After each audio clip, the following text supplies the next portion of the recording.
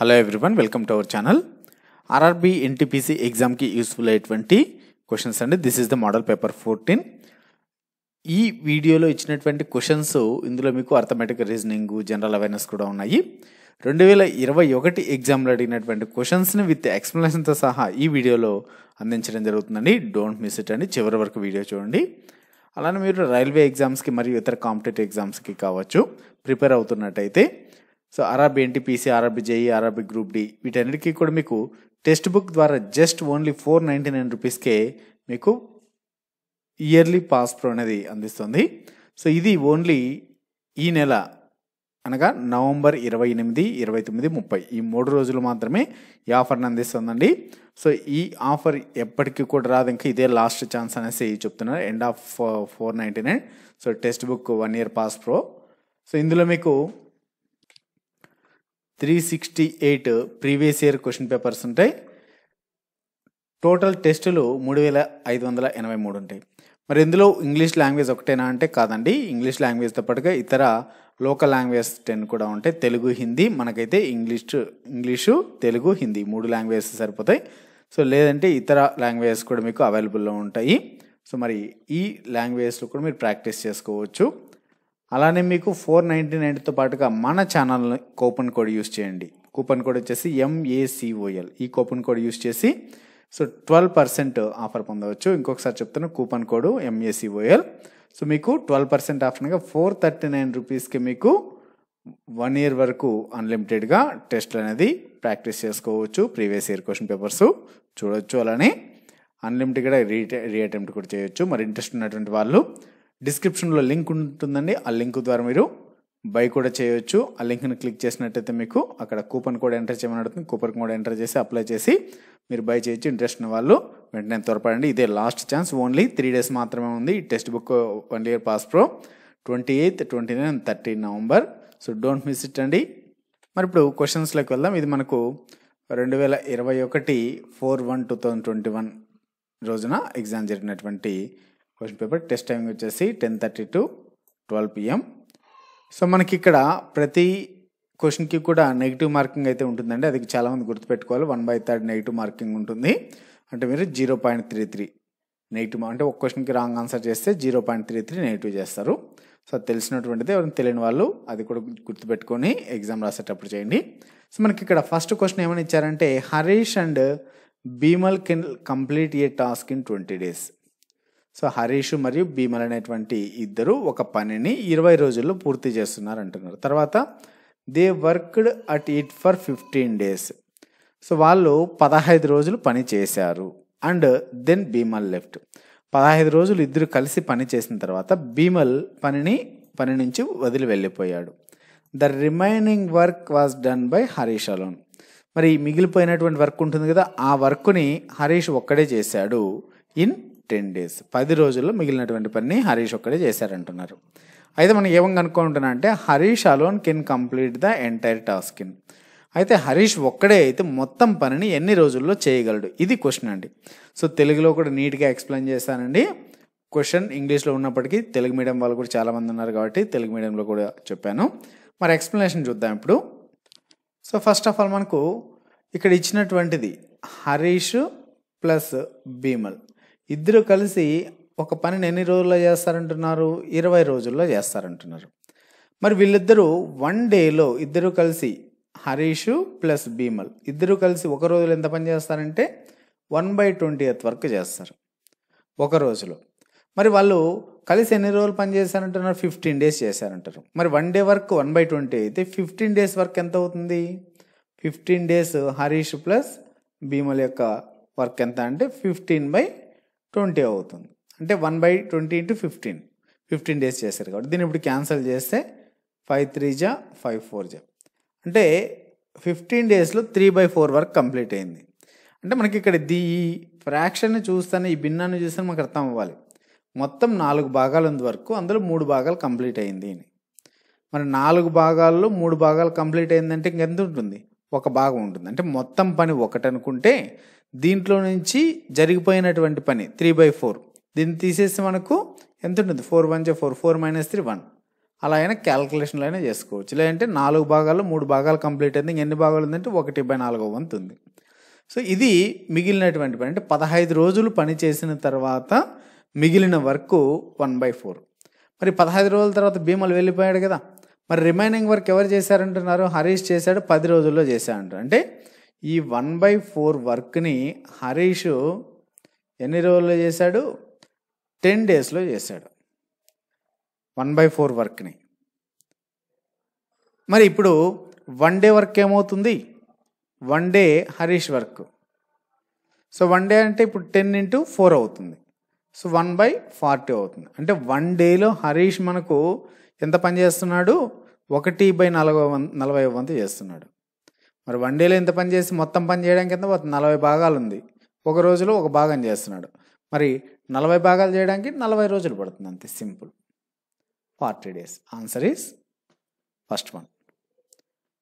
Next question చూడండి. ఇందులో మీకు ఏ క్వశ్చన్కైనా ఎక్కడైనా డౌట్ ఉన్నట్టయితే కింద కామెంట్స్లో తెలియచేయండి. అక్కడ మీకు కంపల్సరీ కామెంట్స్లో కానీ లేదంటే నెక్స్ట్ వీడియోలో కానీ దానికి ఎక్స్ప్లెనేషన్ ఇస్తాను.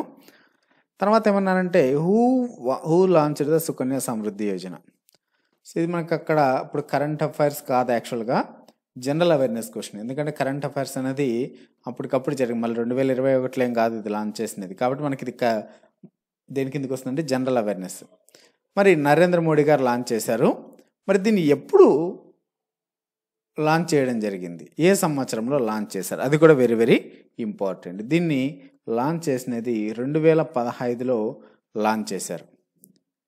సో ఇది గర్ల్ చైల్డ్ పథకం అండి.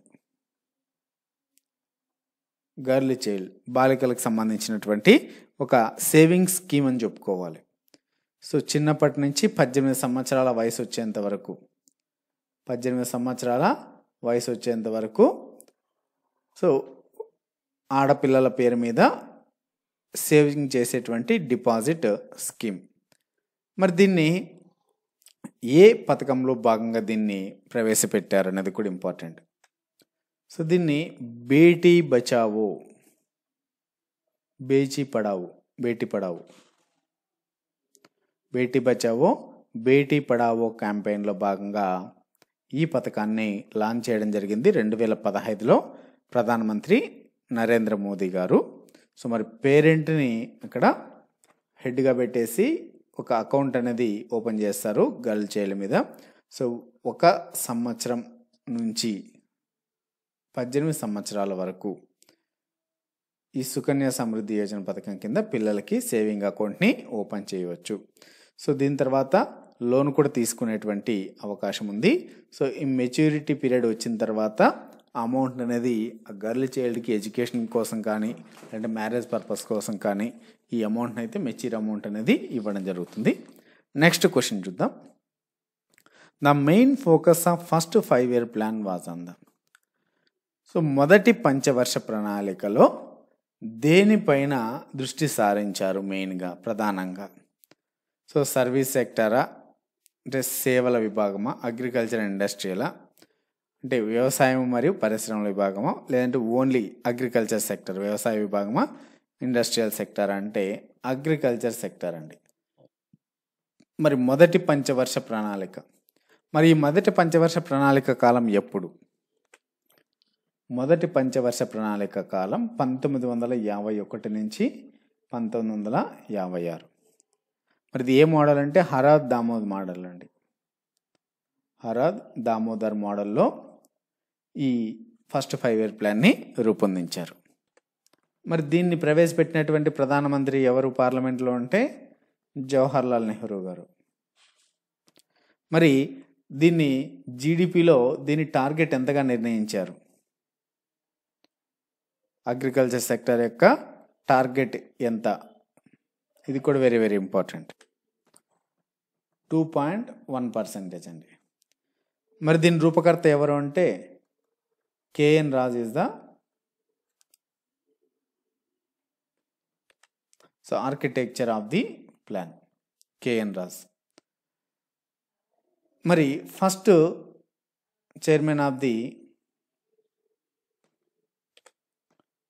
Deputy chairman of the planning commission ఎవరు? First deputy chairman planning commission. Gulzarilal Nanda first deputy chair, మొదటి ఉపాధ్యక్షుడు. సో ప్రణాళిక సంఘానికి మొట్టమొదటి ఉపాధ్యక్షుడు ఎవరంటే Gulzarilal Nanda. Okay, next question. ఇక్కడ √3n ఈక్వల్స్ టు C729 అయితే then the value of n is equals to. So √3n value అనేది 729 అయితే n వాల్యూ ఎంత అని ఇచ్చారండి. సో మనం దీనికి చూడండి, ఇప్పుడు ఇక్కడ a power x power a whole power b ఏమవుతుందంటే ఇది x పవర్ ab అవుతుంది. సో ఇది నార్మల్గా ఫార్ములా కొన్ని తెలుసుకోవాలి ముందుగా, దీన్ని ఎక్స్ప్లెయిన్ చేసే కన్నా ముందుగా ఇవి తెలుసుకోవాలి. X power a whole power b ఏమవుతుందంటే ఎక్స్ పవర్ ఏబి ఫార్ములాస్. అలానే x power a equals to x power b అయినప్పుడు ఏ ఈక్వల్స్ టు బి అవుతాయండి. సో పవర్లలో ఉన్నటువంటివి డిఫరెంట్గా ఉండి ఇక్కడ ఉన్నటువంటివి బేస్లో ఉన్నటువంటివి ఈక్వల్ అయితే ఏ ఈక్వల్స్ టు బి అవుతాయి. ఇవి ఫార్ములాస్ మనం ముందుగా తెలుసుకోవాలి. మరి దీనికోసం మనం ఇప్పుడు ఏం చేద్దామంటే √3n ఈజ్ ఈక్వల్స్ టు దీన్ని ఏమని రాసుకోవచ్చు అంటే 9 క్యూబ్గా రాసుకోవచ్చు అండి. 729 వాల్యూ ఎంత అంటే 9 క్యూబ్. మరి 9ని 3 స్క్వేర్గా రాసుకోవచ్చు అంటే 3 స్క్వేర్ హోల్ క్యూబ్. అప్పుడు ఏమవుతుంది? So x power a whole power b, x power a అంటే ఇప్పుడు ఏ వచ్చేసి 2, బి వచ్చేసి 3 అంటే ఏమవుతుంది? 3 పవర్ 2 3 6 అవుతుంది. అంటే ఇప్పుడు మనకు √3 పవర్ n ఈక్వల్స్ ఏమైంది? 3 పవర్ x అయింది. మళ్ళీ రూట్ని మనం 1/2గా రాసుకోవచ్చు. అంటే ఇప్పుడు మనకు 3 పవర్ 1/2 హోల్ పవర్ n అని is equals to 3 power 6. ఇదేమవుతుంది? 3 power n/2 equals to 3 power 6 అంటే n/2 ఎంత? ఇప్పుడు n/2 ఈక్వల్స్ టు 6 అయినట్టు. సో అంటే ఈ ఫార్ములాని అప్లై చేసాం. సో ఇప్పుడు n వాల్యూ ఎంత అవుతుంది? 2 6 12, n value 12. So easy question అండి, బట్ ఏంటంటే మనకు ఈ ఫార్ములాస్ రెండు తెలిసి ఉండాలి. Next question. In which year did India first participate in Olympic games? Olympic క్రీడలలో ఇండియా మొట్టమొదటిసారిగా ఎప్పుడు పాల్గొనింది అంటున్నారు. ఇది కూడా very very very most important question అండి, general awareness question. So India అయితే 1900 సంవత్సరంలో పాల్గొనింది. మరి దీనికి సంబంధించినటువంటి ఇంకొన్ని విషయాలు చూసినట్టయితే, సో ఈ ఒలింపిక్ గేమ్స్ నిర్వహించేది ఎవరు అంటే ఇంటర్నేషనల్ ఒలింపిక్ కమిటీ అండి. ఇంటర్నేషనల్ ఒలింపిక్ కమిటీ అనేది ఒలింపిక్ గేమ్స్ని నిర్వహిస్తుంది. అయితే మొట్టమొదటిసారిగా ఆధునిక ఒలింపిక్ క్రీడలు ఫస్ట్ మోడర్న్ ఒలింపిక్ గేమ్స్ ఎక్కడ జరిగాయి? ఫస్ట్ మోడర్న్ ఒలింపిక్ గేమ్స్ జరిగింది 1896లో జరిగాయి. ఎక్కడంటే ఏథెన్స్లో. ఎక్కడంటే ఇది గ్రీస్ దేశంలోని ఏథెన్స్లో మొట్టమొదటిగా ఆధునిక ఒలింపిక్ క్రీడలు 1896లో జరిగాయి. మరి ఇండియా మొట్టమొదటిసారిగా ఒక టీంని సమ్మర్ ఒలింపిక్స్కి మొట్టమొదటిగా ఒక టీంని ఎప్పుడు పంపించింది? ఏ సంవత్సరంలో అంటే 1920లో ఒక టీంని పంపించింది. తర్వాత ఇండియాకి హాకీలో మొట్టమొదటిగా ఎప్పుడు గోల్డ్ మెడల్ వచ్చింది? హాకీలో గోల్డ్ మెడల్ ఫస్ట్ ఎప్పుడు వచ్చింది అంటే 1928 ఒలింపిక్స్. ఎక్కడ జరిగినవి? ఆమ్స్టర్డామ్లో జరిగినటువంటి ఒలింపిక్స్. సో ఆమ్స్టర్డామ్ ఒలింపిక్స్లో మొట్టమొదటిసారిగా ఇండియాకి హాకీలో గోల్డ్ మెడల్ అనేది వచ్చింది. అయితే ఫస్ట్ ఇండివిజువల్ మెడల్ ఎవరికి వచ్చింది అంటే సపరేట్గా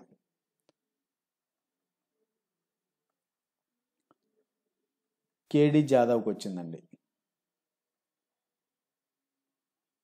ఎప్పుడంటే 1952లో జరిగినటువంటి ఒలింపిక్ గేమ్స్లో మొట్టమొదటిగా ఒక ఇండివిజువల్కి వచ్చింది. మరి అథ్లెటిక్స్లో మొట్టమొదటిసారిగా ఫైనల్కి చేరినటువంటి వ్యక్తి, అథ్లెటిక్స్లో మొదటిసారిగా ఫైనల్కి చేరినటువంటి వ్యక్తి ఎవరు అంటే మిల్కా సింగ్. మరి ఇంకా ఒలింపిక్స్ గురించి చెప్పుకుంటూ పోతే చాలా ఉన్నాయండి.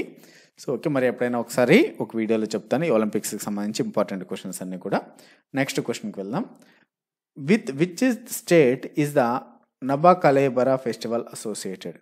చూడండి, రైల్వే ఎగ్జామ్స్లో ప్రతి ఒక్క ఎగ్జామ్కి గ్రూప్ డి కావచ్చు, ఏఎల్పి కావచ్చు, ఎన్టీపీసీ కావచ్చు, జేఈ కావచ్చు, సో మోస్ట్ ఆఫ్ ది ఎగ్జామ్స్లో ఏదైనా ఒక పండుగ గురించి, ఫెస్టివల్ గురించి అడుగుతున్నారు. ఇక్కడ మనకి ఏమడిగారంటే నబ కలేబరా ఫెస్టివల్ పండుగ ఏ రాష్ట్రానికి సంబంధించినది అడుగుతున్నారు.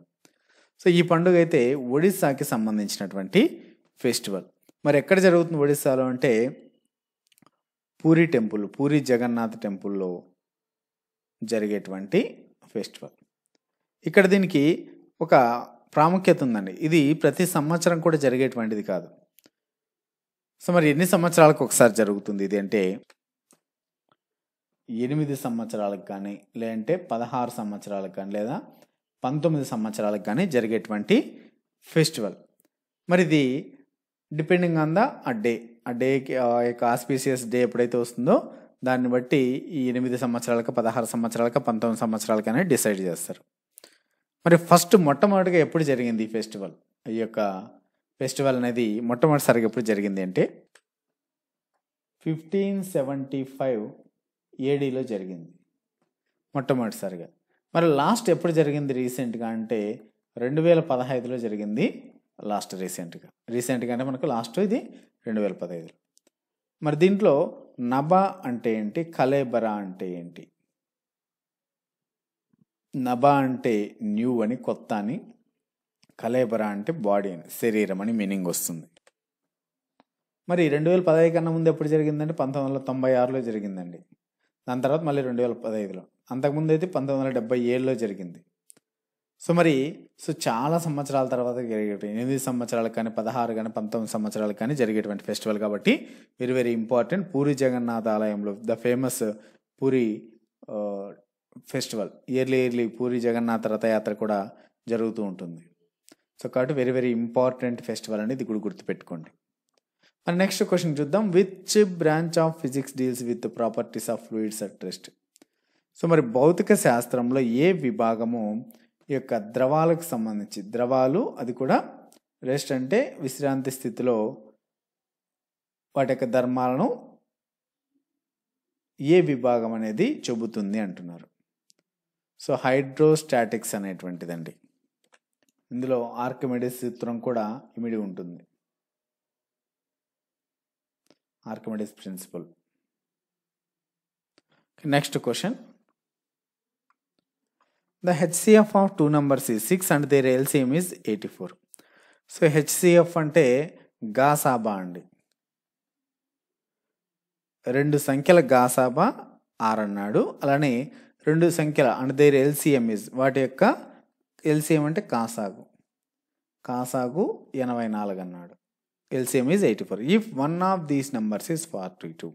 మరి ఆ 2 నెంబర్లు ఉన్నాయి. 2 నెంబర్లో ఒక నెంబర్ వచ్చేసి 42 అన్న. దెన్ ద సెకండ్ నెంబర్ ఇది, రెండవ నెంబర్ కనుక్కోండి అంటున్నారండి. మరి ఇక్కడ సో HCF LCM యొక్క ప్రోడక్ట్ ఏమవుతుంది అంటే HCF into LCM. So first number into second number, ఆ 2 నెంబర్ల యొక్క మల్టిప్లికేషనే HCM LCM అవుతుంది. ఇది మనకు స్టాండర్డ్ ఫార్ములా. మరి HCF ఎంత? HCF అండి, HCF వచ్చేసి 6, గాసాబా 6, LCM కాసాగు 84. మరి మొదటి నెంబర్ ఒకటి ఇచ్చారు 42. మరి సెకండ్ నెంబర్ మనం కనుక్కోవాలి. సో దీన్ని క్యాన్సిల్ చేస్తే 6 1 6 7 7 1 7 2. So second number is 12. మనకు అదే answer. Next question. The first amendment to the constitution of India was made on.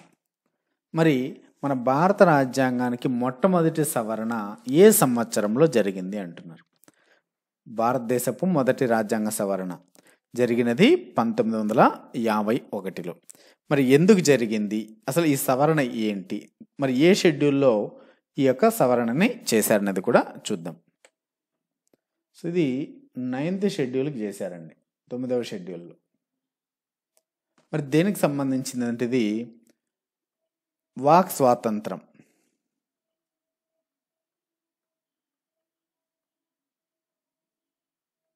అంటే భావ ప్రకటన స్వేచ్ఛను పరిమితం చేసేటువంటిది.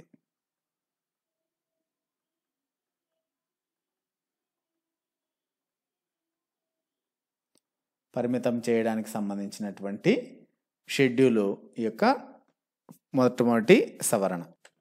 సో దీని ద్వారా ఆర్టికల్ 31A అలానే 31Bని ఇన్సర్ట్ చేశారు 9th షెడ్యూల్లో. మరి ఈ అమెండ్మెంట్ ఏ కేసులని సంబంధించి చేయాల్సి వచ్చింది అంటే, so Ramesh Thapar case, so ఇటువంటి కేసెస్, ఇంకొకటి కామేశ్వర్ సింగ్ కేసు.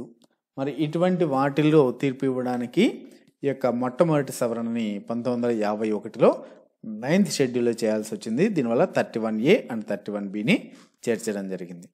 సో ఈ వీడియోలో అయితే కొన్ని క్వశ్చన్స్ని అయితే ఎక్స్ప్లెయిన్ చేశానండి. నెక్స్ట్ వీడియోలో మరిన్ని ఇంపార్టెంట్ క్వశ్చన్స్ని విత్ డీటెయిల్ ఎక్స్ప్లెనేషన్తో ఇదే విధంగా ప్రీవియస్ ఇయర్ క్వశ్చన్స్ నుంచి ఎక్స్ప్లెయిన్ చేయడం జరుగుతుందండి. Don't miss it. ఈ వీడియోకి సంబంధించి ఏమైనా డౌట్స్ ఉన్నట్టయితే మీరు కింద కామెంట్స్ ద్వారా తెలియచేయచ్చు. అలానే ప్రీవియస్ మోడల్ పేపర్స్ లింక్స్ కూడా కింద డిస్క్రిప్షన్లో ఉన్నాయి, వాటిని కూడా మీరు వాచ్ చేయొచ్చు.